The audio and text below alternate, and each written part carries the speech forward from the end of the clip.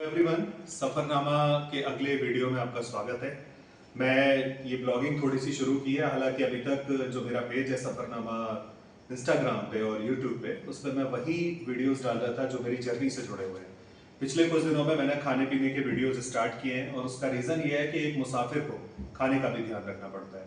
जैसे मेरा शेड्यूल रहता है, कभी यहाँ, कभी पटना, कभी कलकत्ता, कभी कहीं, तो खाने की भी उन चीज़ों का ध्यान रखना पड़ता है, हेल्दी हो और जल्दी से जल्दी हम उसे खा सकें। मुसाफिरी के लिए बहुत ज़रूरी है। तो आज मैं एक नई चीज़ आपको बनाना बताऊंगा और थोड़ा सा मैं भी बनाऊंगा। आज कैमरे पे जुनैद है मेरे साथ और वाई वाई नूडल्स।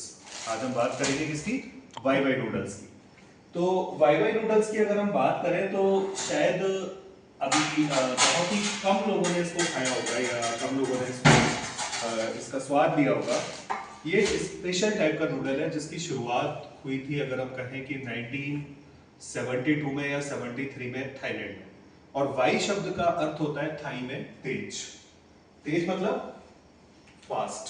फास्ट मतलब जल्दी बना सकें और जल्दी खा सकें। तो ये हमने वाई वाई नूडल्स बनाने के लिए, क्योंकि इंस्टेंट नूडल है, पका हुआ है, रेडी है, इसको हम बिना पकाए भी खा सकते हैं, ये इसकी खासियत है। तो इसके लिए ये हमने कुछ सब्जियां और ये सब काट के रेडी कर लिए हैं, जैसे खीरा, टमाटर, कटी हुई गाजर, थोड़ी सी मिर्च, नींबू, धनिया पत्ता, प्याज। और पहले हमने सोचा था कि हम इसको शूट इस जगह करेंगे, मगर जगह का थोड़ा अभाव था यहाँ पे, तो इसलिए फिर हम उस लैब पे इसको शूट करेंगे।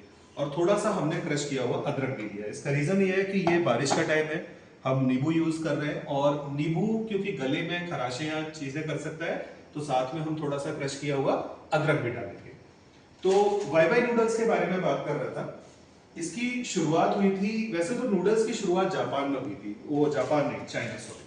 नूडल्स की शुरुआत चाइना में हुई थी, जो नॉर्मल हम किसी भी तरीके का नूडल्स खाते हैं, चाहे वो हम चाउमीन के रूप में खाएं, चाहे वो हम मैगी के रूप में खाएं, ये इनके बदले हुए फॉर्म है। जो प्रॉपर नूडल बना था वो चाइना में बना था और 18 सेंचुरी में इसकी शुरुआत हुई थी। और वाई वाई नूडल्स की बात करें तो ज़्यादा पुराना नहीं है। इस नूडल की शुरुआत हुई थी 1972 या 75 के लगभग, और थाईलैंड में हुई। और थाईलैंड के बाद वाई वाई नूडल्स को जो लोग जानते भी हैं या आप लोगों में से जो खाते भी हैं, वो उसको नेपाली नूडल के नाम से जानते हैं कि नेपाल में वाई वाई नूडल का यूज होता है, मगर ये नेपाली नहीं है। नेपाल में कैसे आया मैं आपको बताता हूँ। नेपाल के इकलौते बिजनेसमैन है विनोद चौधरी। विनोद चौधरी थाईलैंड गए और थाईलैंड जाके उन्होंने वाई वाई नूडल्स को देखा, उन्हें बड़ा पसंद आया और इस कॉन्सेप्ट को वो नेपाल में लेकर आए। नेपाल में लाने का रीजन था कि विनोद चौधरी की 160 के लगभग छोटी बड़ी कंपनियां नेपाल में चलती हैं या बाहर चलती हैं। उसमें उनकी सबसे बड़ी कंपनी उस समय 1985 के लगभग में थी, पशुपतिनाथ बिस्किट या पशुपति बिस्किट करके कुछ था, मैं शायद नाम बोल रहा हूँ। तो बिस्किट बनाते समय, क्योंकि बल्क पैमाने पे बिस्किट उनका बनता था पूरे नेपाल में, जैसे हमारे यहाँ पार्ले जी है, वहां पशुपति बिस्किट था, तो बहुत सारी मैदा ऐसी होती थी जो बच जाती थी। क्योंकि बिजनेसमैन का दिमाग बिजनेस से ही जुड़ा होता है, प्रॉफिट से, तो उन्होंने सोचा कि क्यों ना इस वाई वाई नूडल को मैं नेपाल लाके तैयार करूं, इन नूडल्स को नेपाल में बनाऊं और साउथ एशिया का फ्लेवर इसमें हम दें। उन्होंने फ्लेवर दिया जो आज वाई वाई नूडल 30 से ज्यादा देशों में फेमस है। आज मैं इसको खाता हूँ क्योंकि बहुत हेल्दी भी होता है, बाकी सब चीजें इसमें आप जो मिलाना चाहें। जुनैद को क्योंकि मकई के दाने पसंद नहीं है, स्वीट कॉर्न पसंद नहीं है, तो पहले मैंने इसको छीलने का सोचा था, मगर जुनैद ने मना किया, तो फिर मैं इन्हीं चीजों से वाई वाई नूडल्स बनाऊंगा। तो विनोद चौधरी ने इसको यहाँ पे इसकी शुरुआत की, इसको बनाने की शुरुआत की, और नेपाल से ये नूडल होता हुआ हिंदुस्तान आया और लगभग सारे साउथ एशिया में फैल गया। आज विनोद चौधरी की जो सबसे बड़ी कंपनी है वो नूडल्स बनाने की ही है, वाई वाई नूडल्स बनाने की है। एक बार बुनियाद आप पास से दिखाएंगे किस तरीके का होता है। देखिए ये इंस्टेंट है, ये एकदम रेडी है, आपको कुछ नहीं करना है इसको बनाते समय।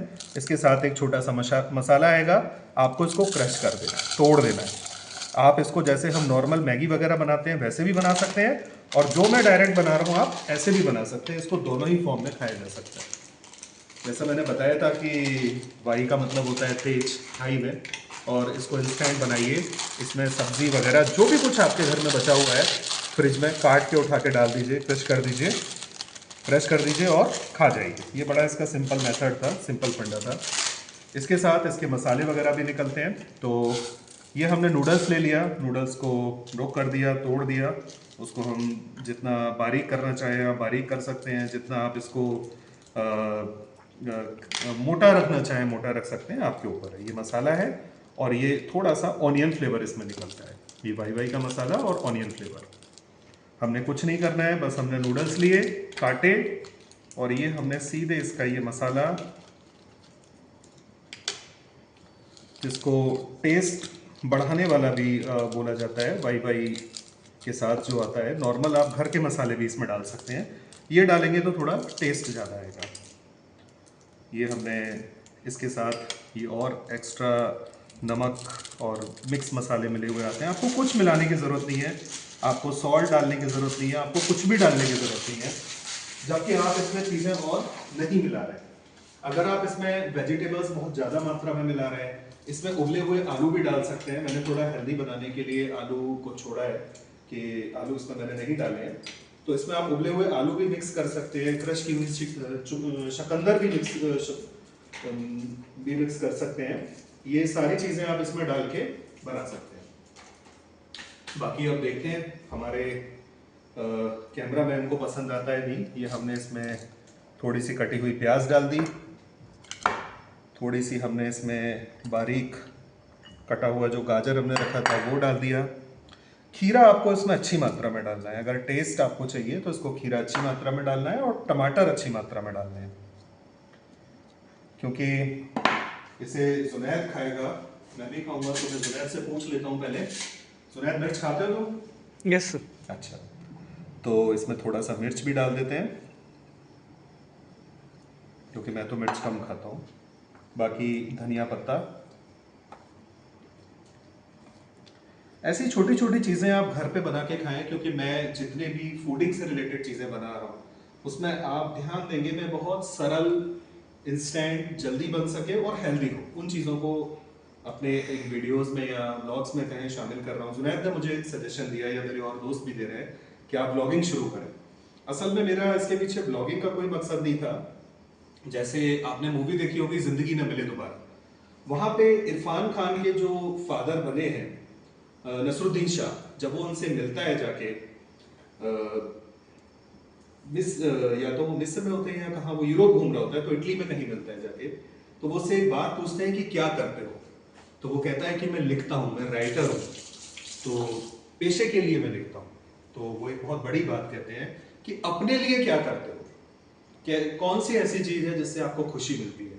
तो ये उन्हीं में से एक है। मुझे 2-3 चीज़ों में बड़ी खुशी मिलती है, घूमना, नई जगह देखना, और कुछ ये छोटी छोटी खाने की चीज़ें बनाना। काफ़ी बार एक्सपेरिमेंट बड़े गड़बड़ भी हो जाते हैं, मगर कोशिश जारी है। तो उसी कोशिश में मैंने आज दोपहर में प्लान किया कि संडे का दिन था, फ्लैट पे ही रुके, वरना कराची शहर में होता हूँ तो मोस्ट ऑफ द बाहर का खाना या वो चीज़ें रहती हैं, फ्लैट पे ज़्यादा रुकने का मौका मिलता है, तो इस तरह का कुछ ट्राई कर लेता हूँ। रांची शहर में मैं मोस्ट ऑफ द टाइम रुकता हूँ। रांची के बारे में आपको बताऊंगा, फूडिंग के मामले में रांची बहुत रिच है। यहाँ आपको बिहारी खाना भी मिलेगा, क्योंकि बिहार है, बिहार जोन है, पहले बिहार ही था। यहाँ आपको आदिवासी खाना भी मिलेगा, क्योंकि आदिवासी कल्चर है, बॉयल किया हुआ पीठा और ये सारी चीज़ें उस तरीके की आपको मिलेगी, दुस्का, बर्रा, ये सब चीज़ें यहाँ पे, और बहुत हेल्दी चीज़ें हैं ये। आपको उड़ियन खाना भी रांची में मिलेगा बहुत अच्छी मात्रा में, क्योंकि उड़ीसा लगा हुआ है एक बॉर्डर पे। आपको बंगाली खाना, बंगाली कुजिन्स लगभग सारी बहुत अच्छी मात्रा में और अच्छे शेफ बना के देते हैं, वो भी रांची में आपको मिलेगा। तो रांची फूडिंग के मामले में बहुत रिच है। मैंने अब तक जितने शहरों में काम किया है, अगर मैं रांची को टॉप 5 में रखूं फूडिंग के मामले में, तो ये गलत नहीं होगा। पहाड़ी पर है, वेदर बहुत अच्छा रहता है। जुनैद जरा बाहर दिखाएंगे, आज भी वेदर देखिए कितना अच्छा हो रहा है। Most of the come he time होता है जब एसी चलाने की जरूरत होती है, या पंखों से ही काम चल जाता है। देखिए पंखा चल रहा है।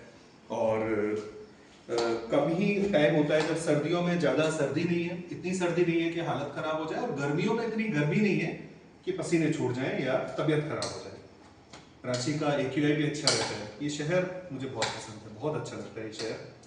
तो फूडिंग के मामले में और इस सब के मामले में, खैर अपनी ब्लॉग पे वापस लौटते हैं। तो देखें आप ज़रा, वाई वाई तैयार हो चुकी है। कुछ इसमें हमने मशक्क़त नहीं की, कुछ ऐसा नहीं किया जो एक्स्ट्रा हो। बस ये सारे इंग्रेडिएंट्स हमने इसमें मिला दिए। आप चाहें तो इसमें उबला हुआ आलू, थोड़े से उबले हुए स्वीट कॉर्न, आप चाहें तो उबला हुआ चना, क्रश की हुई शकरकंद, वो सब आप इसमें डाल सकते हैं। घर में जो भी अवेलेबल हो, चुकंदर बारीक काट के डाल सकते हैं। तो this is called Wai Wai noodle, इसे हम वाई वाई नूडल बोलते हैं।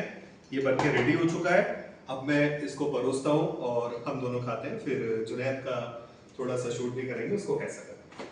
Thank you. Wai Wai noodle ready है, खाने हम लोग बैठ चुके हैं और जुनैद का रिएक्शन मैं जानना चाहूंगा कि कैसा लगा, क्योंकि ये फर्स्ट टाइम खा रहा है। ओके, जुनैद ट्राई करो और मुझे बताओ।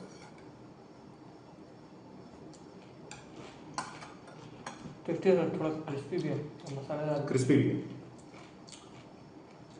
मैंने वाई वाई नूडल पहली बार जब खाया धनबाद में खाया था, शायद पिछले महीने में। मेरी एक दोस्त है जो डॉक्टर है, उन्होंने मुझे बना के दिया और जब मेरे हाथ में कटोरी आई मुझे लगा कच्चे नूडल्स कोई कैसे खा सकता है। फिर भी मैंने खाया, एक बाइट खाया, अजीब सा लगा, दूसरा तीसरा चौथा, और खाते खाते फिर मुझे ऐसा लगा कि वाह, एकदम क्रिस्पी, साथ में बहुत सारी वेजीज और बहुत औसम जिसको बोले। मैंने 2 कटोरी खाया फिर, और उसके बाद मैंने 2-3 दफ़ा ये वाई वाई नूडल पिछले महीने में बनाया है। आज इसका वीडियो भी शूट करके डाला कि दिस इज़ रियली गुड। ये सच में बहुत अच्छा है और हेल्दी भी है, क्योंकि एकदम भुना हुआ है, क्रिस्पी है, और इसके नूडल्स से ज़्यादा आप इसमें वेजीज का यूज़ करें, जैसे ये हेल्दी ज़्यादा रहे। आप नूडल्स कम डालें, वेजीज ज़्यादा डालें, जैसे मैंने इसमें किया है। तो जुनैद ने बताया कि ठीक है, तो होपफुली कि अच्छा ही बना है। बाकी आप लोग एक बार ट्राई कीजिएगा और बताइएगा। Thank you.